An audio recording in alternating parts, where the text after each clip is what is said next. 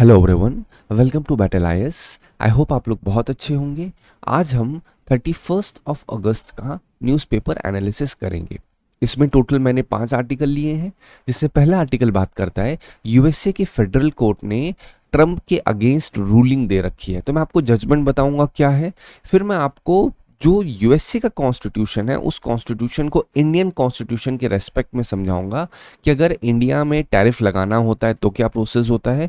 जिस तरीके से देखा आपने, ट्रंप ने 50% टैरिफ इंडिया के ऊपर लगा दिया है, तो केवल इंडिया के ऊपर नहीं लगाया है, ये बाकी कंट्रीज पे भी लगा हुआ है। तो हमारे लिए ज़रूरी हो जाता है कंपेयर करना, क्योंकि जीएस पेपर 2 में एक पर्टिकुलर सिलेबस ही है जो कहता है compare Indian constitution with that of other constitution. तो उसी में जीएस 2025 इसी बार क्वेश्चन आया था, compare and contrast the president's power to pardon in India and USA. Pardoning power का यूज इंडिया में भी हुआ है रिसेंटली, मतलब हुआ इन द सेंस क्वेश्चन में आया था। साथ ही साथ पार्डनिंग पावर का यूज यूएसए में भी हुआ था।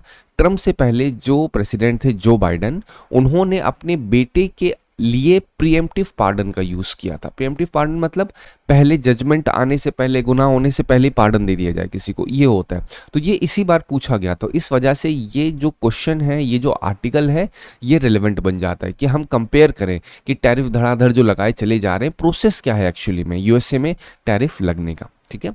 सेकेंड आर्टिकल बात करता है, एक ऐप लॉन्च हुआ है, एआई बेस्ड ट्रांसलेशन ऐप। उस ऐप का नाम है आदिवानी। ठीक है।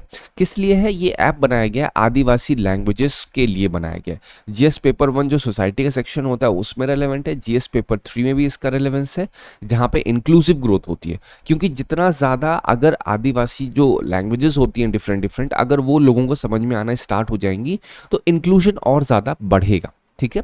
थर्ड आर्टिकल बात करता है कि मैं आपको समझाऊंगा इस आर्टिकल में केरला ने ऐसा क्या किया जिसकी वजह से वो इंडिया का पहला डिजिटल लिटरेट स्टेट बन चुका है। ठीक है। तो मैं आपको पूरा प्रोसेस समझाऊंगा क्या कैसे है। नेक्स्ट आर्टिकल बात करता है कि आखिर किस तरीके से जो माइक्रोब्स होते हैं वो एंटीबायोटिक रेसिस्टेंस का कारण बन जाते हैं। माइक्रोब्स मतलब जो बैक्टीरियाज होते हैं वो कैसे एंटीबायोटिक रेसिस्टेंट बन जाते हैं, इसमें आपको समझाऊंगा। जो आपका सुंदरबन एरिया है जहाँ पे आप लोग मैनग्रोव्स देखते हो, वहाँ से कनेक्ट करूँगा, जिससे आपको एक आइडिया लग जाए कि सुंदरबन जो एरिया है वहाँ पे माइक्रोप्लास्टिक्स जो इतने ज़्यादा जा रहे हैं, उन माइक्रोप्लास्टिक से वहाँ के माइक्रोब किस तरीके से एंटीबायोटिक रेसिस्टेंट होते जा रहे हैं और वो किस तरीके से नॉर्मल हेल्थ के ऊपर, ह्यूमन हेल्थ के ऊपर इम्पैक्ट करेगा, ये मैं समझाऊंगा आपको। लास्ट आर्टिकल बात करेगा स्पीशीज इन न्यूज़, जो कि ओरांगुटान के ऊपर है। यहाँ पे आर्टिकल ये है कि ओरांगुटान जब कभी फैमाइन होता है या कभी बोलते हैं ना खाने को नहीं मिलता, तो ओरांगुटान किस तरीके से अपने खाने को, अपने उसका डाइट कैसे रहती है, आपको बेसिकली वो समझाऊंगा। ओरांगुटान एक एप की स्पीशीज है, इससे कनेक्टेड काफ़ी क्वेश्चंस आए हुए हैं। ठीक है। 3 क्वेश्चन मैं आपको दिखाऊंगा पीवाईक्यूज में। 2023 में क्वेश्चन आया था ओरांगुटान, आपने मतलब सबने सुना होगा बेसिकली, अगर आपने एक हल्का सा भी पीवाईक्यू देखा होगा। फिर मैं आपको एप की स्पीशीज समझाऊंगा, एप होते क्या हैं, आपको गोरिल्ला समझाऊंगा, बोनोबो समझाऊंगा, बोनोबो से कनेक्टेड क्वेश्चन भी आया हुआ है। एक इन शॉर्ट हर एक क्रिस्प एक्सप्लेनेशन दे दूंगा, किसका, ओरांगुटान का हैबिटेट भी समझा दूंगा आपको मैं। तो इससे आपको आइडिया लग जाएगा कैसे एग्जैक्टली स्पीशीज के बारे में पढ़ना होता है। इस पूरे आर्टिकल या पीडीएफ आप टेलीग्राम चैनल से डाउनलोड करते। चलते स्टार्ट करते हैं अपना पहला आर्टिकल। पहला आर्टिकल कहता है कि फेडरल कोर्ट ने जो रूलिंग दी है अगेंस्ट ट्रम्प। अब समझते हैं पहले रूलिंग दी क्या है। तो यूएसए का जो फेडरल कोर्ट है उसने कहा है कि भैया ये जो डोनाल्ड ट्रंप हैं, इन्होंने अपनी अथॉरिटी से ज़्यादा काम कर दिया, ओवर स्टेप कर दिया इन्होंने अथॉरिटी को, जो इतना सारा टैरिफ लगा दिया है हर एक कंट्रीज के ऊपर। ठीक है। तो इसकी वजह से बहुत प्रॉब्लम हो सकती है यूएसए को। तो पहले समझते हैं कि टैरिफ लगता कैसे। यूएसए में अगर टैरिफ लगाना हो किसी कंट्री के ऊपर तो क्या प्रोसेस होता है। तो यूएसए की पार्लियामेंट जो होती है, उस पार्लियामेंट का नाम है कांग्रेस। कांग्रेस पार्टी मत समझिए, वहाँ की पार्लियामेंट का नाम। तो जो कांग्रेस होती है वहाँ की, वो अप्रूव करती है टैरिफ लगाना। तो जब कांग्रेस अप्रूव करती है तो कैसे ट्रंप लगा दे रहे हैं। तो एक एक्सेसिव, एक बोलते हैं ना, ट्रम्प के पास या जो यूएसए का प्रेसिडेंट होता है उसके पास एक पावर होती है, उस पावर कहते हैं इमरजेंसी पावर। कभी भी अगर जो यूएसए का प्रेसिडेंट है उसे लगता है कि सिक्योरिटी सिचुएशन खराब है, तो इमरजेंसी पावर का यूज़ करके डिफरेंट डिफरेंट कंट्रीज पे टैरिफ लगा सकता है। और यही चीज़ इस बार ट्रम्प ने की है। ट्रम्प ने क्या किया, ट्रम्प ने कहा कि भैया सिक्योरिटी सिचुएशन खराब है और इस वजह से मुझे टैरिफ लगाना पड़ेगा। नहीं तो अगर ये इमरजेंसी पावर यूज़ ना होती तो जनरली क्या होता है, जो कांग्रेस है, कांग्रेस पास करती वही सेम प्रोसेस होता, कांग्रेस बताती, बिल पास होता, कहते हाँ भैया हम एग्री कर रहे हैं इस कंट्री पे इतना टैरिफ लगना है, तब ये टैरिफ लगता। और कभी भी कांग्रेस अनलिमिटेड टैरिफ की तरफ नहीं जाती, जिस तरह से प्रेसिडेंट यहाँ होल सोल क्या है, ऑटोक्रेटिक बिहेवियर हो चुका है एक सिंगल पर्सन का। ठीक है, इस रूलिंग में यही सेम चीज हल हुई है, हेल्ड की गई है कि भैया जो फेडरल ट्रेड कोर्ट है न्यूयॉर्क का, उसने भी यही सेम चीज बोली थी कि जो टैरिफ लगा रहे हैं वो पूरी तरीके से इतना ज्यादा करने से जो यूएसए के रिलेशंस हैं दूसरी कंट्रीज के साथ वो खराब हो जाएंगे।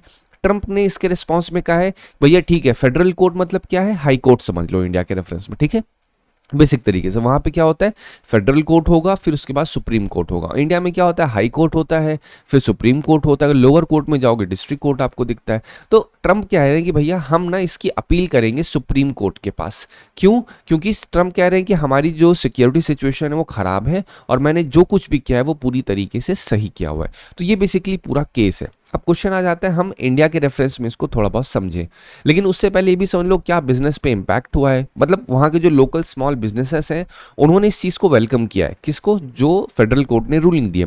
उन्होंने क्या भैया इससे कहीं ना कहीं हम लोग प्रोटेक्ट होंगे, क्योंकि टैरिफ अगर लगेगा एक कंट्री के ऊपर तो कहीं ना कहीं वो कंट्री तो ट्रेड भी बंद कर देंगी ना।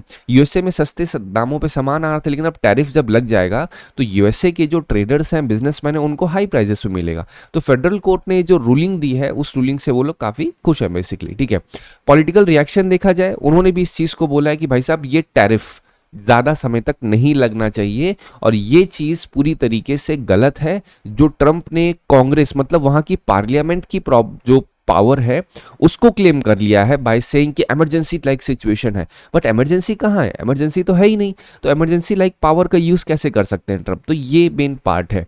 और ये चीज़ भी उठी है कि भैया अगर टैरिफ इसी तरह से लगेगी तो ग्लोबल मार्केट बहुत सीवियरली डिस्टर्ब होगी, अलायंसेस बहुत ज़्यादा खराब होंगे और इससे हाई प्राइसेस का खतरा और बढ़ जाएगा। यूएसए में इन्फ्लेशन होने के चांसेस हैं, यूएसए में जो जॉब लॉस है उसके चांसेस और ज़्यादा बढ़ जाएंगे।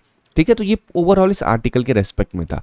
अब मैं आपको समझाता हूं कि क्या तरीका है इंडिया में टैरिफ लगाने का और यूएसए में टैरिफ लगाने का। पहले मैं यूएस कॉन्स्टिट्यूशन के रेस्पेक्ट में समझाऊं, आपको ऑलरेडी समझा दिया। आर्टिकल 1 सेक्शन 8 कहता है कांग्रेस मतलब पार्लियामेंट के पास एक्सक्लूसिव पावर है टैरिफ लगाने की। प्रेसिडेंट के पास पावर कब होती है? जब इमरजेंसी लाइक सिचुएशन होती है तब प्रेसिडेंट आकर के ये टैरिफ की जो पावर होती है वो होल्ड कर सकता है, ये बोल के कि सिक्योरिटी ब्रीच हो रखा है, हम अपनी इस पूरे इमरजेंसी पावर का यूज करके मैं टैरिफ लगा रहा हूं बेसिकली। ठीक है, लेकिन प्रेसिडेंट केवल ये बोलते हैं ना, एकदम यूनिलैटरल तरीके से अनलिमिटेड टैरिफ लगाने की पावर नहीं दी गई है जब तक कांग्रेस इस चीज को अप्रूव नहीं करेगी। लेकिन यहाँ पे ट्रंप जो कर रहे हैं वो पूरी तरीके से यूनिलैटरल, एक इंसान काम कर रहा है इसमें। वहां की जो कांग्रेस है, वहां की पार्लियामेंट का कोई हिस्सेदारी नहीं है। ठीक है, तो ये बेसिकली क्या है, यूएस कॉन्स्टिट्यूशन में टैरिफ से रिलेटेड चीजें लिखी है। अगर मैं इंडियन कॉन्स्टिट्यूशन के रेस्पेक्ट में बात करूं तो आर्टिकल 246 7th शेड्यूल का पार्लियामेंट को एक्सक्लूसिव पावर देता है कि भैया जो आपका टैरिफ है, टैरिफ मतलब कस्टम ड्यूटी में लेजिस्लेशन कर सकता है कौन? ध्यान रखिए, पार्लियामेंट में होगा लेजिस्लेशन। मतलब यहां पे प्रेसिडेंट के पास पावर नहीं है, इंडिया में president in the sense prime minister के पास पावर नहीं है। लेकिन अगेन जो प्रेसिडेंट है और जो गवर्नमेंट का एक्ट है वो पार्लियामेंट के द्वारा जो लॉ बनाए जाते हैं उसके अंडर में ही काम होगा। जैसे पार्लियामेंट ने कस्टम एक्ट 1962 बना रखा है, तो इसके द्वारा एग्जीक्यूटिव जो बोलते हैं ना, एग्जीक्यूटिव इन द सेंस जो प्राइम मिनिस्टर हैं या उनके जो डेलीगेट्स हैं, कैबिनेट हैं, वो लगाएंगे टैरिफ। ऐसा नहीं है कि प्राइम मिनिस्टर आके बोले ऐसा हम भी टर्म की तरफ 50-60% टैरिफ लगा रहे हैं, ऐसा बिल्कुल भी नहीं होगा। तो ये बेसिक डिफरेंस है कि इंडिया में कैसे टैरिफ लगाया जाता है और यूएसए में कैसे टैरिफ लगाया जाता है। अगर एक बेसिक सिमिलरिटी की बात करें तो सबसे बड़ी चीज क्या है, एग्जीक्यूटिव अपने आप से टैरिफ नहीं लगा सकता है। ठीक है, यहां इंडिया का जो टैरिफ लगाने की तरीका है वो पार्लियामेंट्री डेलीगेशन के अंदर होता है। साथ ही साथ यूएसए में भी सेम ही तरीका है। यूएसए में भी टैरिफ लगाने के लिए क्या होगा, कांग्रेस का मतलब जो कांग्रेस के डेलीगेट्स हैं या वहां की जो पार्लियामेंट है उसके द्वारा लगेगा। बस डिफरेंस क्या है, यहाँ पे इमरजेंसी लाइक सिचुएशन वाली मेंशनिंग नहीं की गई है। जैसे यूएसए में प्रेसिडेंट को पावर दे दी गई है कि कभी भी सिक्योरिटी ब्रीच है तब आप यहाँ पे टैरिफ लगा सकते हो, जो कि ट्रंप ने किया बेसिकली। तो ये बेसिक मैंने आपको कंपैरिजन समझा दिया, एक बार आप समझेंगे आपको समझ में आ जाएगा। ठीक है, इसी से कनेक्टेड क्वेश्चन अब देखते हैं। करेक्ट क्वेश्चन मतलब प्रैक्टिस क्वेश्चन है basically. Which of the following correctly reflects the authority to impose tariffs in United States as per the Constitution. The president has inherent and unlimited power. Obviously wrong. अभी मैंने आपको समझाया कि president के पास power नहीं है, ये पावर किसके पास है, वहां की कांग्रेस के पास पावर है. नेक्स्ट स्टेटमेंट कहता है Congress has primary authority to levy tariff while the president can act under the delegated emergency power. ये स्टेटमेंट सही है. ठीक है, कैसे सही है, क्योंकि मैंने वही चीज कही, कांग्रेस के पास अथॉरिटी है. थर्ड स्टेटमेंट कहता है Supreme Court has direct power to approve और reject all the tariff decision.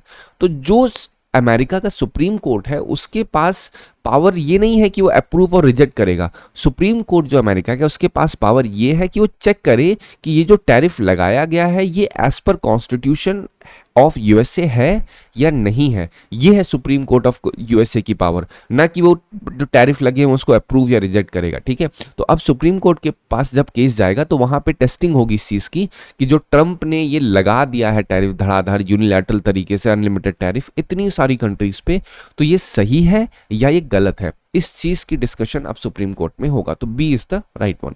Next practice question बात करता है consider the following statement regarding the comparison of tariff power between USA and India. ठीक है, in both countries the legislature hold primary authority of over tariff. बिल्कुल सही है, यही मैंने आपको समझाया, ये डिसिमिलैरिटी है.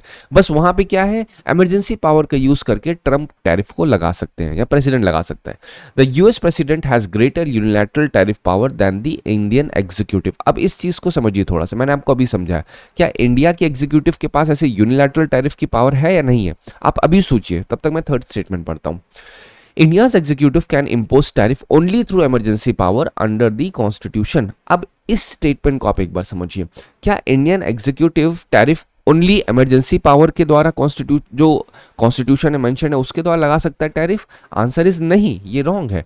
क्योंकि अगर एक बार कस्टम एक्ट लेट्स से 1962 पास कर दिया है पार्लियामेंट ने, तो एग्जीक्यूटिव ही लगाएगा. अगर कस्टम एक्ट में कह दे भैया हमारे जो थ्रेशोल्ड है 10% तक टैरिफ लगा सकते हैं, तो एग्जीक्यूटिव क्या करेगा, उसी 10% के अंदर जो टैरिफ लगाना होगा लगाएगा. तो ये स्टेटमेंट गलत है. लेकिन यहाँ पे यूएसए की बात की जाए तो ये तो आपके सामने लाइव दिख रहा है ना, यूएसए के प्रेसिडेंट ने इमरजेंसी पावर का यूज करके यूनिलैटरल टैरिफ लगा दिया. लेकिन इंडियन एग्जीक्यूटिव ऐसे नहीं कर सकते, उनको पार्लियामेंट्री अप्रूवल लेना जरूरी है.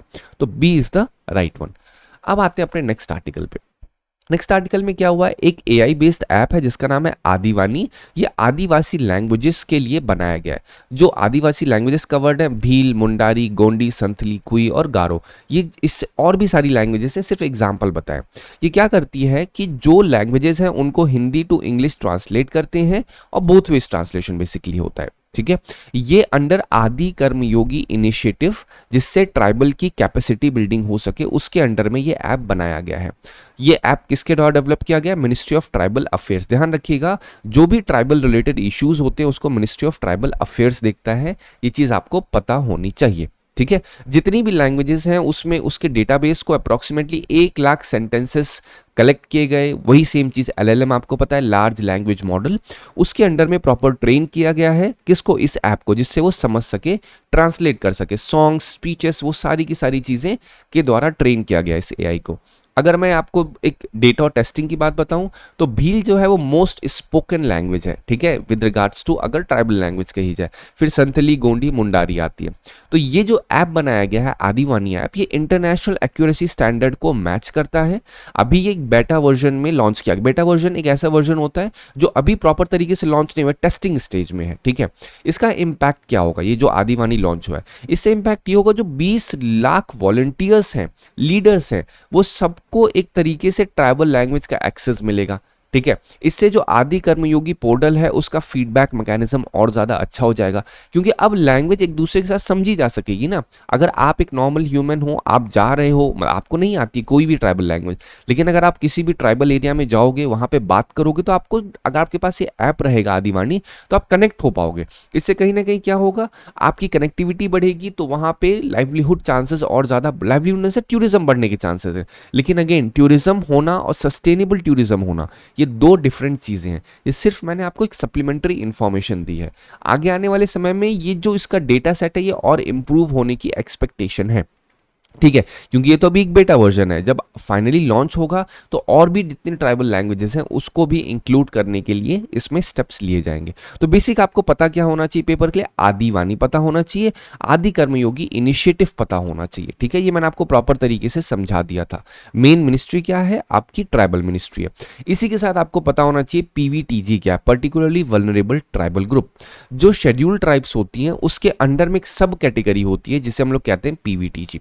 ये गवर्नमेंट ऑफ इंडिया ने देभर कमीशन की रिकमेंडेशन पे बनाई गई थी। इसका मेन पर्पस है जो एसटी जो शेड्यूल्ड ट्राइब्स होती हैं उसके अंदर भी मोस्ट वल्नरेबल जो ट्राइब्स होती है उनको आइडेंटिफाई करना।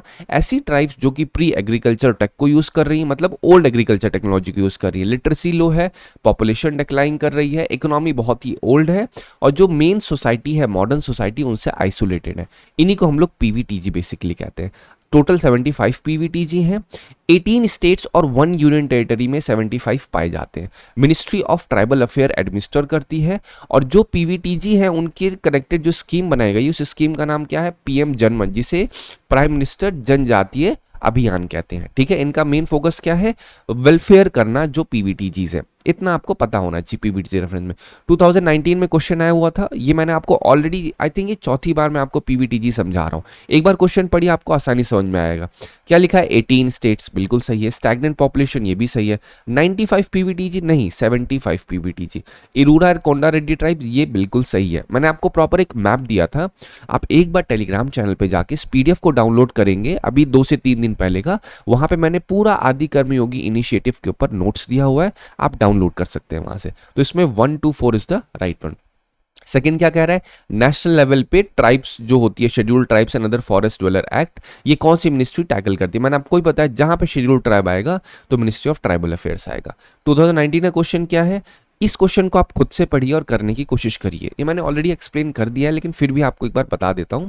एज पर recent Indian forest amendment act, जो right to fell bamboo trees है वो है किसके पास, यहाँ के फॉरेस्ट ड्वेलर्स के पास। तो मैंने आपको पहले बताया था, कभी भी यूपीएससी में कोई ऐसी चीज लिखी है जो आपको पढ़ के लग रहा है कि नहीं इससे इन्वायरमेंट का डिस्ट्रक्शन हो रहा है या इन्वायरमेंट में कोई कटाई पिटाई की बात हो रही है, तो अक्सर गलत होता है। तो 1 इज द रॉन्ग वन, क्योंकि ऐसा नहीं है कि इनके पास राइट है कि बैम्बू ट्रीज को फेल कर देंगे, ऐसा बिल्कुल नहीं है। As per scheduled tribes act 2006 bamboo is a minor forest produce, तो ये एक अफर्मेटिव स्टेटमेंट है जनरली, तो ये सही है। ठीक है, the scheduled tribe and other forest dweller 2006 allows ownership of minor forest produce to forest dweller, ये भी सही है। जो माइनर फॉरेस्ट प्रोड्यूस होते हैं उनका एक्सेस वहां के फॉरेस्ट ड्वेलर को जनरली दिया जाता है। तो 2 and 3 is the right, B1 is the right.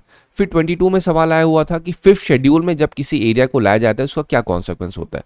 पहला कॉन्सिक्वेंस सिंपल यही है कि अगर किसी भी एरिया को 5th शेड्यूल में डाला जाएगा तो इससे ट्रांसफर लैंड का जो होता है वो ट्राइबल पीपल से ट्रांसफर ऑफ लैंड नहीं होगा टू नॉन ट्राइबल पीपल। ये जनरली प्रिवेंट करता है, ऐसा नहीं होगा ही नहीं बट जनरली प्रिवेंट करता है, ये बेसिक मतलब होता है। बी स्टेटमेंट पढ़ोगे, पढ़ के समझ में आ जाएगा ये रॉन्ग है, क्योंकि ऐसा नहीं है कि वहां की लोकल सेल्फ गवर्निंग बॉडी बन जाएगी या वो एरिया यूनियन टेरिटरी बन जाएगी या फिर उस एरिया को स्पेशल कैटेगरी स्टेट कह दिया जाएगा, ऐसा बिल्कुल नहीं है। ठीक है, यूपीएससी जनरली ऐसे ही क्वेश्चन डालते हैं जिससे आपको अक्सर कंफ्यूजन हो। तो first one is the right. Next article बात करता है माइक्रोब्स के ऊपर। ये बहुत बड़ा आर्टिकल आपको दिख रहा है बट इन शॉर्ट आपको आपके से कनेक्टेड रिलेवेंट पॉइंट समझा देता हूं। सुंदरबन आपको पता है वेस्ट बंगाल का एरिया है, सुंदरबन डेल्टा आपने सुना होगा, वहां पे मैनग्रोव फॉरेस्ट है। तो वहां पे क्या होता है, माइक्रोप्लास्टिक्स बहुत ज्यादा रिसीव होते हैं, approximately 3 billion microplastics particles daily receive होते हैं वहां पे। इससे क्या होता है, वो जो प्लास्टिक पार्टिकल्स होते हैं वो वहां पे प्लास्टिक पोल्यूशन क्रिएट करते हैं, और यहाँ पे इन पानी जो होता है, इस पानी में जो माइक्रोब्स होते हैं, बैक्टीरियाज होते हैं, जब वो प्लास्टिक को कंज्यूम करते हैं धीरे धीरे क्या होता है, वो लोग पूरी तरीके से रेसिस्टेंट हो जाते हैं प्लास्टिक को लेकर। इससे क्या होता है, बीमारी होने का खतरा बढ़ जाता है। तो माइक्रोब्स जो है सुंदरबन डेल्टा में वो 838 प्लास्टिक डिग्रेडिंग एंजाइम्स उनके अंदर होते हैं। ऐसा नहीं है कि यहाँ पे जो आपका सुंदरबन डेल्टा है इनके पास, यहाँ पे जो माइक्रोब्स हैं उनके पास पावर नहीं है, उन बैक्टीरियाज या माइक्रोब्स के पास प्लास्टिक को डिग्रेड करने के एंजाइम्स नहीं है, बट लेकिन जब बहुत ही एबंडेंट फॉर्म में कोई भी प्लास्टिक जाएगा तो उससे क्या होता है, उससे नुकसान होने के चांसेस बढ़ जाते हैं। अगर मोस्ट एबंडेंट एंजाइम की बात करूं तो पॉलीइथाइलीन ग्लाइकोल जो है वो जनरली प्लास्टिक को डिग्रेड करने में मदद करता है, जो यहाँ के माइक्रोब्स होते हैं। आपने सुना भी होगा कि जो सुंदरबन डेल्टा है, जो मैनग्रोव्स हैं, बहुत ज़्यादा हैवी मेटल्स को भी वो लोग डिसॉल्व कर लेते हैं। ठीक है, तो इससे क्या होता है, इससे कहीं ना कहीं हम लोग कहते हैं कि ये बहुत ही क्लाइमेट रिजिलियंट है। यहाँ पे कार्बन सीक्वेस्ट्रेशन बहुत अच्छे से होता है। लेकिन पॉइंट क्या है, पॉइंट ये है कि अगर बहुत एक्सेसिव लेवल पे यहाँ पे जो प्लास्टिक है या माइक्रोप्लास्टिक डिसॉल्व होगा तो उससे एंटीबायोटिक रेसिस्टेंट होने का खतरा बढ़ जाएगा।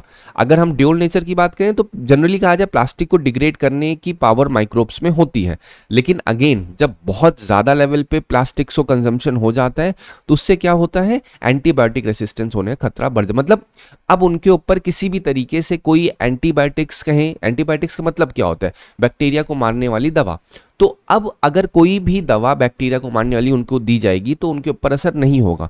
तो पॉइंट यहाँ पे ये है कि भैया आप सोच रहे हो सर वहाँ पे तो वो सुंदरबन है, हमसे क्या कनेक्शन है? हमसे इसलिए कनेक्शन है क्योंकि वहाँ पे जो कम्युनिटीज़ रहती हैं वो रिलाई करती हैं किस चीज़ के ऊपर, वहाँ पे जो रिसोर्सेज हैं, वहाँ पे जो फिशेज हैं, वहाँ पे जो एक्वाकल्चर है वो भी चलता है। तो अगर ये कंजम्पशन होगा तो माइक्रोब्स भी जाएंगे साथ में, तो उससे क्या होगा, ह्यूमंस में खतरा बढ़ जाएगा एंटीबायोटिक रेसिस्टेंस का। तो इस वजह से ज़रूरी है कि प्लास्टिक वेस्ट को अच्छे तरीके से अडेप्ट किया जाए, प्लास्टिक वेस्ट को बायो रिमीडिएशन हो, उसका मतलब उसको पानी में जाने से पहले उसको साफ किया जाए। क्योंकि मानसून के सीजन में बहुत बड़ी मात्रा में सुंदरबन डेल्टा में क्या होता है, पानी रिवर की तरफ से आता है, तो रिवर में क्या है, गंदगी फैलाई जाती है। आप भी देख रहे हो, यमुना का हाल देखो, जो यमुना में प्लास्टिक्स अगर डाले जाएंगे वो एट द एंड कहाँ पे जाके रुकेंगे? अगर वो रेसिड्यू इतने रहेंगे कि वो तैरते तैरते पहुंचे सुंदरबन डेल्टा तो क्या होगा, वहाँ पे जो माइक्रोब्स होंगे, वहाँ पे जो बैक्टीरियाज होंगे वो क्या करेंगे, उस प्लास्टिक को डिकम्पोज या डिग्रेड करने की कोशिश करेंगे। लेकिन अगर बहुत ज्यादा होंगे धीरे धीरे क्या होगा, वो लोग एंटीबायोटिक रेसिस्टेंट बन जाएंगे। ठीक है, तो इससे कहीं ना कहीं हेल्थ कंसर्न भी बढ़ जाता है। इतना ही आपको बेसिक फॉर्म में पता होना चाहिए। अब इसी से कनेक्टेड क्वेश्चन यूपीएससी 21 में आया था, विच one of the following is a filter feeder, मतलब ऐसा कौन सा ऑर्गेनिज्म है जो फिल्टर फीडर कहा जाता है, मतलब फिल्टर है उसके अंदर, कैटफिश, ऑक्टोपस, ऑयस्टर और पेलिकन। तो oyster is the filter feeder. ये क्या करता है, ऑयस्टर अगर आप नेट पे डालोगे तो आपको इमेज दिखेगी, तो पानी में मान लो ये है, तो ऐसे मुंह खोलता है, तो पानी जब इसके थ्रू पास होता है तो मुंह में एक तरीके से फिल्टर लगा होता है, तो जो फिल्टर होता है वो रोक लेता है न्यूट्रिएंट्स को, बाकी पानी पास हो जाता है। ये बेसिक ऑयस्टर का काम होता है, इसलिए इसको फिल्टर फीडर भी कहा जाता है। तो यहाँ पे क्या करता है, पानी को साफ करने का भी बेसिक काम करता है। ठीक है, ये बेसिक मतलब है। नेक्स्ट आर्टिकल बात करता है केरला किस तरीके से डिजिटल लिटरेट स्टेट बन चुका है। ठीक है, first fully digital literate state बन चुका है।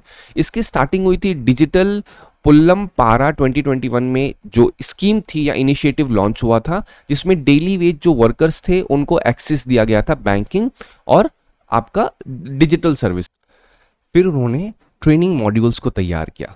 ट्रेनिंग मॉड्यूल्स किन के लिए, जो 21.88 लाख डिजिटली इलिटरेट इंडिविजुअल्स हैं, इनके लिए 15 सिंपल डिजिटल टास्क बनाए। ये नहीं कहा गया कि आपको जो है ना पूरा का पूरा मोबाइल सिस्टम समझ लें, नहीं, उनको कॉलिंग सिखाई गई, व्हाट्सएप कैसे चलाते हैं वो सिखाया गया, यूपीआई करना सिखाया गया और गवर्नमेंट पोर्टल सिखाया गया। That's all. इस तरीके से फोकस किया एकदम क्रिस्टल क्लियर तरीके से कहाँ पे आपको क्या सीखना है। फिर क्या हुआ, जो वॉलंटियर्स थे जैसे एनएसएस के, कुटुंबश्री के, इन सब के वॉलंटियर्स को बोलते हैं ना डोर टू डोर जा जाकर ये सारी ट्रेनिंग देने के लिए कहा गया। जैसे एमजी नरेगा साइट्स होती हैं वहाँ पे गए, नेबरहुड में जो ग्रुप्स होते हैं वहाँ पे गए। तो अगर आप एक चीज़ नोटिस करोगे तो इन्होंने जो पैटर्न को फॉलो किया है वो पैटर्न बेसिक तरीके से ये है कि हम रूट लेवल पे जाके काम करेंगे। होम टू होम डिलीवरी जिस तरह से होती है उस तरीके से सर्विसेज, या फिर ये लिटरेसी सिखाएंगे लोगों को कि आप, जो लोग ऐसे हैं जिनको नहीं पता है कैसे डिजिटल लिटरेट बन सकते हैं, वो सारी चीज़ें करेंगे। और फिर मॉनिटर करेंगे कि जो हम सिखाए हैं क्या वो समझ में आया है या नहीं आया। उसके लिए क्या होगा, रीट्रेनिंग करनी पड़ेगी जहाँ पे जो लोगों को समझ में नहीं आया बेसिक तरीके से। तो ये चीज़ काफ़ी अच्छा अप्रोच है जो अपनाया गया था। अगेन क्वेश्चन होता है चैलेंजेस क्या क्या है। चैलेंजेस, पहली बात तो डिजिटल डिवाइड, ये भी एक बहुत बड़ा चैलेंज था। अवेयरनेस गैप, ये भी एक बहुत बड़ी चीज़ है। इंफ्रास्ट्रक्चर गैप, ये भी एक बहुत बड़ा चैलेंज है। और साथ ही साथ बिहेवियर रेसिस्टेंस। तो अब देखो ये चैलेंजेस बताने के कारण ये ओवरऑल इंडिया पे अप्लाई होता है, क्योंकि अभी भी पॉपुलेशन जो एल्डरली है, मार्जिनलाइज है, वो कॉन्फिडेंट नहीं है। उनको नहीं पता है कि भैया डिजिटल कैसे यूज़ करते हैं। लोगों को ट्रस्ट नहीं है इंफ्रास्ट्रक्चर पे, इंफ्रास्ट्रक्चर इन द सेंस जो डिजिटल इंफ्रास्ट्रक्चर है उस पर ट्रस्ट अभी उतना नहीं है। इंटरनेट कनेक्शन प्रॉपर नहीं है रिमोट एरियाज़ में, साथ ही साथ उन लोग को डर है कहीं फ्रॉड ना हो जाए, कहीं टेक्नोलॉजी का मिसयूज़ ना हो जाए। तो ये बेसिक चैलेंजेस हैं। अब अगर आपको बताऊं कि इन चैलेंजेस को टैकल कैसे करने हैं, कौन कौन से तरीके हैं जिससे हम टैकल कर सकते हैं चैलेंजेस को। पहला तो ये है कि अगर यहाँ पे दिक्कत क्या है, डिजिटल डिवाइड है, मतलब लोग आपस में डिसकनेक्टेड हैं डिजिटली, तो उसके लिए हमें कम्युनिटी ड्रिवन अप्रोच लाना पड़ेगा। ये ओवरऑल बता रहा हूँ मैं। केरला ने इस चीज़ का, जितनी ये सारी चैलेंजेस केरला में थे और केरला ने इन सभी चैलेंजेस को टैकल किया, एड्रेस किया, तब जाके वो डिजिटल लिटरेट बन चुका है। लेकिन अब ये ओवरऑल इंडिया के लिए मैं आपको समझा रहा हूँ कि आप अपने आंसर में लिख सकते हो कौन कौन से चैलेंजेस टैकल करने हैं। टारगेटेड हैंड होल्डिंग करनी होगी, जिस तरीके से आपको बताया एनसीसी के एनएसएस के कैडेट्स को क्या किया गया, घर घर जा करके उनको अवेयर किया गया लोगों को कि आपको किस तरीके से डिजिटल डिवाइड को कम करना है, आपको कैसे जो बेसिक सर्विसेज हैं उनको चलाना है मोबाइल पे। इंक्लूसिव डिज़ाइन बनाई जाएगी, ठीक है। साथ ही साथ जो स्टेट वाइड मॉनिटरिंग होती है उसकी रीट्रेनिंग करना बहुत ज़्यादा ज़रूरी है अगर हमें ये वाला चैलेंज करना है। कौन सा चैलेंज? ये जो आपके बिहेवियर रेसिस्टेंस है, साथ ही साथ मॉनिटरिंग जो केरला में हो रखी है, तो यहाँ पर भी स्टेट वाइड मॉनिटरिंग और रीट्रेनिंग करना ज़रूरी है, जिससे ये ना हो कि बस हमने जा करके अवेयरनेस फैला दी, अब उस अवेयरनेस का क्या इम्पैक्ट हुआ ये भी तो देखना ज़रूरी है ना। अगर पूरे साल आपको सिर्फ पढ़ा दिया जाए, टेस्ट लिया ही ना जाए, तो कहा जाए बस बस हो गई आपकी क्लास, तब तो पता ही नहीं चलेगा कि जो इनपुट डाला गया उसका आउटपुट क्या होगा। तो ये सारे तरीके हैं जिससे चैलेंजेस को टैकल किया जाएगा। अब क्वेश्चन था हम इससे लेसन क्या लर्न करते हैं। लेसन पहला तो ये लर्न करते हैं केरला से कि किस ग्रास रूट मोबिलाइजेशन कितना ज़्यादा ज़रूरी है अगर कोई भी स्कीम को इम्प्लीमेंट करना है। फ्लेक्सिबल ट्रेनिंग पता चलती है कि home visit, work site session, ये किस तरीके से रीच को इम्प्रूव कर देते हैं किसी भी स्कीम के।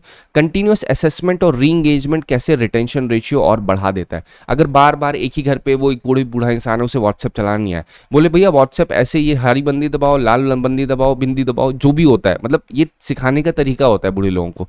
बट अगर आपको सिखाना तो भी आपको कैसे सिखाया जाएगा? सिंपल तरीका है, भैया ये हरी जो आपको दिख रहा है ये टैग, इस पर क्लिक करो व्हाट्सएप खुल जाएगा, ये होगा वो होगा। बट जो बूढ़े लोग हैं उनको नहीं पता होगा, तो उनको थ्रू बिंदी सिखाया जाता है कि हाँ ये ग्रीन बिंदी है, ये वाली बिंदी है, इस पर क्लिक करो, फिर आप पहुंच जाओगे मैसेजेस पे, फिर वहाँ से कॉलिंग हो सकती है, फिर आपको यूपीआई करना है तो ये कर सकते हो। लेकिन एक समय आएगा अगर सिर्फ एक बार जाके सिखा दोगे उनको तो 2-3 बार छोड़ देंगे वो उसको, क्योंकि उन्हें नहीं आदत है। लेकिन अगर दोबारा जा करके री एंगेजमेंट किया जाएगा कि नहीं कितना सीखे आप बताओ, तो एक समय आएगा कि वो एक्लिमेटाइज हो जाएंगे, उन्हें समझ में आना स्टार्ट हो जाएगा। और डिजिटल लिटरेसी को इंटीग्रेट करना होगा जो गवर्नेंस रिफॉर्म्स होते हैं उनके साथ। गवर्नमेंट जितने जितने स्कीम्स या रिफॉर्म्स लेके आती है उन सब में डिजिटल लिटरेसी ऑन टॉप होना चाहिए, क्योंकि गवर्नमेंट रिफॉर्म्स का कोई मतलब नहीं होगा अगर वो एकदम लोअर लेवल तक नहीं पहुंच पाएगा। ठीक है, चलो अब आते हैं अपने लास्ट आर्टिकल पे। लास्ट आर्टिकल क्या है? ओरांगुटून्स के ऊपर। अब देखिए बहुत छोटा सा चीज़ है, ठीक है, मैं आपको पहले समझा देता हूँ इस पॉइंट का मतलब क्या है पूरा। ठीक है, ओरांगुटून्स आपको पता है ये एक की स्पीशीज़ है। क्या होता है कि ये लोग फ्रूट खाते हैं।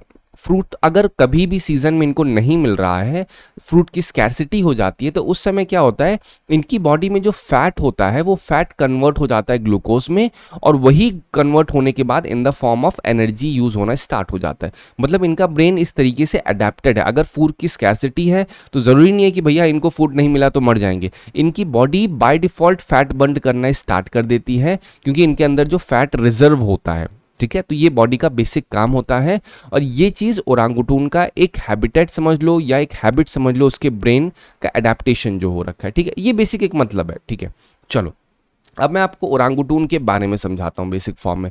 ओरांगुटून का हैबिटेट देखा जाए तो रेन फॉरेस्ट में जनरली ये रहते हैं। ठीक है, कहाँ पे? बोर्नियो, सुमात्रा जैसे रेन फॉरेस्ट में ये पाए जाते हैं। ये प्रेफर करते हैं डेंस मॉइस्ट लो लैंड, मतलब हाई लैंड पे जनरली नहीं होते हैं। स्वैम्प फॉरेस्ट जिसमें बड़े बड़े ट्रीज हों, ठीक है, नेस्टिंग के लिए और फीडिंग के लिए इनका मेन काम होता है। मतलब ऐसे बहुत ज़्यादा इलाका सूखा भी ना हो, रेन फॉरेस्ट हो, गीला इलाका हो, डेंस ट्रीज हो, वहाँ पे इनकी प्रेफरेंस होती है। इनकी जो लाइफस्टाइल होती है ना वो most of the time arboreal होती है। अर्बोरियल मतलब कभी भी किसी शब्द में आपको अर्बोरियल लिखा मिले समझ जाओ उसका मतलब है कि मोस्ट ऑफ द टाइम ये ट्रीज पे रहना पसंद करते हैं। ठीक है, इनका नेचर सॉलिटरी होता है, बहुत झुंड में रहने का इनका पसंद नहीं होता, ये सॉलिटरी होते हैं मोस्टली। और जो फीमेल होती हैं वो अपने यंग वंस के साथ रहती हैं। ये डे में एक्टिव होते हैं, रात में सोते हैं। इनकी डाइट देखी जाए तो primarily fruit, leaves, bark, insects, और साथ ही साथ इंसेक्ट्स को जो ये खाते हैं उसका तरीका इनका क्या होता है, जो लकड़ी होती है लकड़ी का टूल बना करके ये लोग इंसेक्ट्स निकाल के खाते हैं पेड़ों से। ठीक है, और अब अगर इनकी नेस्ट बिल्डिंग देखी जाए तो जो फ्रेश ट्रीज होते हैं उसमें ये लोग सोने के लिए नेस्ट भी बनाते हैं अपने लिए, ठीक है। तो ये काफ़ी इंटेलिजेंट एप्स कहे जाते हैं, ठीक है। इनका जो रिप्रोडक्शन होता है काफ़ी स्लो होता है। फीमेल हर 7 से 9 साल पे रिप्रोड्यूस करती है, तो अपने आप में बहुत स्लो रिप्रोडक्शन कहा जाता है इसमें। इनकी इंटेलिजेंस बड़ी हाई होती है। ये लोग, आपको मैंने पहले बताया, टूल्स का यूज़ करते हैं, किस लिए? अगर कभी इन्हें कुछ खाना होता है। ये फ्रूट ट्रीज को बहुत अच्छे से रिमेंबर रखते हैं। अगर मान लो इन्होंने कहीं कोई खाना खाया तो उन्हें याद रहेगा, हाँ भाई यहाँ पे हमें ये चीज़ मिली हुई थी। और इनके अंदर इमिटेशन करने की बहुत अच्छी हैबिट होती है, मतलब ये तुरंत का तुरंत कॉपी करना इन्हें आता है। लेट्स से आप लोग नोटिस करते होंगे, जैसे सर्कस वगैरह में आप देखो गोरिल्लास को या डिफरेंट डिफरेंट एप्स को रखा आता है, कॉपी करते हैं वो। तो इनके अंदर भी कॉपी करने की, इमिटेट करने की बहुत अच्छी एक ट्रेट है, कह सकते हो आप लोग, ठीक है। चलो अब मैं आपको एप के बारे में समझाता हूँ। ओरांगुटन एक एप है, ध्यान रखिएगा, ठीक है। आप ये, अगर आपको आपसे पूछा जाए एप की कैटेगरी, तो उसके अंदर क्या, ओरांगुटन भी एक एप है। अब एक चीज देखो कि क्लासिफिकेशन देखा जाए एप का, तो क्या है, प्राइमेट्स कैटेगरी में जनरली एप को रखा जाता है, ठीक है। दो टाइप के डिफरेंट डिफरेंट एप रखे जाते हैं। एक आपका क्या होता है, लेसर एप कहा जाता है, जिसे गिब्बन्स कहते हैं। फिर आपका ग्रेट एप्स, जिसमें ओरांगुटान, गोरिल्लास, चिंपैंजी, बोनोबोस और ह्यूमंस भी कहीं ना कहीं उसी के अंदर डाले जाते हैं। तो आपको ध्यान रखना होगा, लेसर एप ग्रेटर एप में नहीं जाना, ये सिर्फ एक स्ट्रिक्ट स्टडी रिलेटेड क्लासिफिकेशन है, बट आपको पता होना चाहिए ओवरऑल एप्स है, एप की कैटेगरी है। आप समझ के रखना कि मंकी एप्स नहीं है, मंकी प्राइमेट्स कहे जाते हैं। कुछ की फीचर्स अगर एप्स की बताऊं तो इनके टेल्स नहीं होती, मंकी के टेल्स होती है। इनका ब्रेन लार्ज होता है, सोशल स्ट्रक्चर इनका बड़ा कॉम्प्लेक्स होता है, इंटेलिजेंस इनका काफी अच्छा होता है, समझ रहे हैं। इसका डिस्ट्रीब्यूशन देखा जाए, अफ्रीका से साउथ ईस्ट एशिया में इनका आपका डिवीजन होता है, डिस्ट्रीब्यूशन होता है। साथ ही साथ इनको फ्रूगीवोरस कहा जाता है। फ्रूगीवोरस का मतलब होता है ऐसे जानवर जो फ्रूट्स को खाते हैं, लीव्स को खाते हैं, सीड्स खाते हैं, इंसेक्ट्स खाते हैं, ठीक है। जितनी भी स्पीशीज यहां पे आप देख रहे हो, मोस्टली इसमें क्या है, क्रिटिकली एंडेंजर्ड है। क्रिटिकली एंडेंजर्ड स्पीशीज का मतलब क्या होता है, इनकी पॉपुलेशन बहुत ज़्यादा डिक्लाइन हो चुकी है, और अगर इनके लिए कंजर्वेशन एफर्ट सही से नहीं लिए गए तो इनका एक्सटिंक्ट होने के चांसेस बहुत ज़्यादा बढ़ जाएंगे। ये मतलब होता है क्रिटिकली एंडेंजर्ड होने का। यूपीएससी 23 का question, which one of the following makes a tool with a stick to scrape insects from a hole in a tree और अ लॉग ऑफ वुड। मैंने आपको भी बताया टूल का यूज करते हैं क्या, जो पेड़ होता है उससे खोद के इंसेक्ट को निकालने के लिए। तो क्या है, फिशिंग कैट, ओरांगुटान, ऑटर और स्लॉथ बियर। ऑब्वियस सी बात है ओरांगुटान। तो आपको फिशिंग कैट पढ़ना होगा, ऑटर पढ़ना होगा, फिर आपको स्लॉथ बियर, ये तीनों स्पीशीज के बारे में पढ़ना होगा, ये आपका होमवर्क है। कुछ मत करो, सिंपल फिशिंग कैट हैबिटेट डाल दो तो आपको दिखेगा ये एक कैट की स्पीशीज है। ऑटर डालोगे तो ऑटर आपको दिख जाएगा, स्लॉथ बियर डालोगे आपको सिर्फ हैबिटेट देखो क्या है, इनकी हैबिट देखो। क्योंकि यूपीएससी में कभी भी सवाल पूछा जा रहा है स्पीशीज पे, तो पूछा जा रहा है उनके हैबिटेट, क्या उनका रहने सहने का तरीका है। यूपीएससी 2008 में question, among the following which one of the following is not an ape, gibbon, gorilla, langur, orangutan. अब आप खुद बताओ इसमें से कौन सा एप नहीं है। तो ऑब्वियसली बोलोगे सर लंगूर नहीं है, क्योंकि लंगूर क्या है, एक मंकी है, और मंकी में आपको अभी मैंने फीचर्स बताया था, एप की टेल्स नहीं होती। तो आप यहां से भी समझ सकते हो कि लंगूर की तो टेल्स हैं, तो वो क्या होगा, वो एप नहीं है। ये 2008 में क्वेश्चन आया था। 2024 में क्वेश्चन देखिए, consider the following pairs. Country कही गई है ब्राजील, इंडोनेशिया, मडागास्कर। फिर पूछा गया animal found in its natural habitat, इंद्री, इल्क, बोनोबो। बोनोबो देख रहे हो, दिस इज द रीजन मैंने बोनोबो डाला। ये जो देख रहे हैं ये बोनोबो ही है। बोनोबो क्या है, बोनोबो एक एप की स्पीशीज है, ठीक है। कहाँ कहा जा रहा है, मडागास्कर में बोनोबो नेचुरल हैबिटेट में पाया जाता है। कभी भी कहा जा रहा है नेचुरल हैबिटेट, नेचुरल हैबिटेट का मतलब होता है कि भैया ये सारी स्पीशीज उस एरिया में नेचुरली फाइंड होंगी, मतलब बाहर से लाने की जरूरत नहीं है, अपने आप ही वहां पे थ्राइव करेंगी। तो ये क्वेश्चन पूछा गया। तो इंद्री अगर आप एक चीज डालोगे तो आपको इंद्री और एल्क में दिखेगा कि एक जो है थोड़ा डियर टाइप दिखता है, एक तो देखोगे थोड़ा सा कैसे, एक प्राइमेट टाइप है, एक प्राइमेट है, समझ रहे। तो आपका काम क्या है, इंद्री और इल्क डालिए और एक बार उसकी फोटो देखिए, ठीक है। एनिमल्स के नाम थोड़े से अजीब से होते हैं, आपको उसके बारे में चिंता नहीं करनी है। आप सिंपली इंद्री डालो, फोटो देखो, आपके समझ में आ जाए, इल्क डालो, उसकी फोटो देखो, समझ में आ जाएगा। तो इसमें जो है एक भी सही नहीं है, क्योंकि यूपीएससी में क्या होता है, कभी भी आपको हमेशा ध्यान रखिए, कोई चीज कही जा रही है नेचुरली फाउंड, या कभी कहा जा रहा है ये एनिमल यहाँ पे फाउंड होता है, फाइंड होता है, तो ध्यान रखिए अक्सर वो चीज गलत होती है। रीजन बीइंग, क्योंकि कभी भी ऐसा हो नहीं सकता कि इंद्री का नेचुरल हैबिटेट केवल ये हो या बोनोबो का ये हो, ऐसा नहीं होता है जनरली, ठीक है। बोनोबो का देखोगे तो आपको मैंने ऑलरेडी समझाया कहाँ पे होता है, ये जितने भी पाए जाते हैं ये अफ्रीका, साउथ ईस्ट एशिया इलाकों में इनका एक लोकेशन होती है। तो इसमें none is the right one. तो आपको जैसे यहाँ पे स्पीशीज लिखा मैंने, गिब्बन हो गया, साथ ही साथ fishing cat, otter, sloth bear, ठीक है। तो इन सब की स्पीशीज का आपको हैबिटेट जानना है। हैबिटेट जानने के बाद आपको सर्च करना है कहाँ पे ये जनरली पाए जाते हैं। इतना कर लोगे आपका काम हो जाएगा, ठीक है। जनरली ये ऐसे क्वेश्चंस जो होते हैं अगर आपको नहीं पता है तो सिंपली छोड़ दो।